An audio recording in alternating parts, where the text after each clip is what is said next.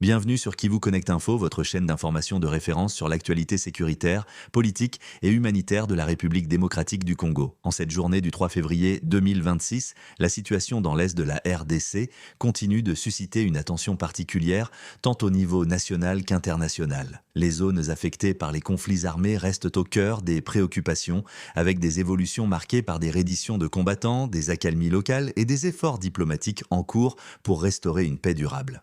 Depuis plusieurs mois, l'Est de la République démocratique du Congo demeure confronté à une insécurité persistante, alimentée par la présence de groupes armés, dont le mouvement rebelle AFC/M23. Les provinces du Nord Kivu et du Sud Kivu restent particulièrement touchées par ces violences, provoquant des déplacements massifs de populations civiles et une grave crise humanitaire. Selon les informations relayées par des sources militaires congolaises et confirmées par des médias nationaux crédibles, plusieurs combattants issus du mouvement AFC/M23 ont récemment décidé de déposer les armes et de se rendre volontairement aux forces armées de la République démocratique du Congo. Ces redditions ont été signalées dans différents territoires stratégiques de l'Est du pays. Les autorités militaires expliquent que ces ex-combattants affirment avoir quitté le mouvement rebelle en raison des conditions de vie difficiles dans les zones sous contrôle armé. Le manque de nourriture, l'insécurité permanente et la pression militaire exercée par les forces loyalistes auraient contribué à ces décisions individuelles. Les redditions se seraient déroulées sans affrontement majeur,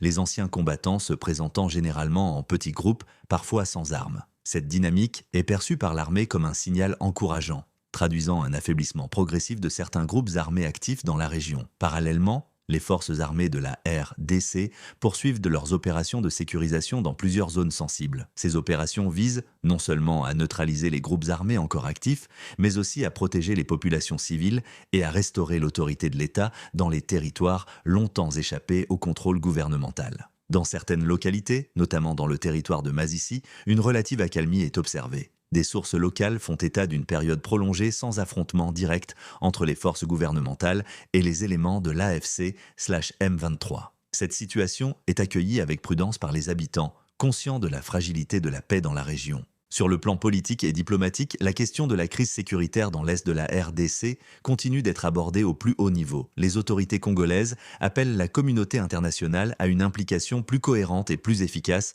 au-delà des simples déclarations de solidarité. Les Nations Unies, à travers leurs différentes missions, suivent de près l'évolution de la situation. Des initiatives visant à surveiller le respect des engagements de cessez-le-feu sont envisagées, bien que leur mise en œuvre se fasse dans un contexte marqué par la méfiance et la persistance de foyers de tension. Sur le terrain humanitaire, les conséquences du conflit restent lourdes. Les déplacements de population, la précarité alimentaire et les risques sanitaires continuent de menacer des milliers de familles. Des organisations humanitaires, nationales et internationales, poursuivent leurs interventions pour répondre aux besoins urgents des personnes affectées. La société civile congolaise, quant à elle, multiplie les appels en faveur de la paix, du dialogue et du respect des droits humains. Des leaders communautaires et religieux encouragent les combattants encore actifs à déposer les armes et à rejoindre les processus de réintégration. Les autorités militaires assurent que les ex-combattants ayant choisi de se rendre bénéficient d'un encadrement approprié, dans le respect des lois nationales et des engagements en matière de démobilisation et de réinsertion sociale. Malgré ces avancées,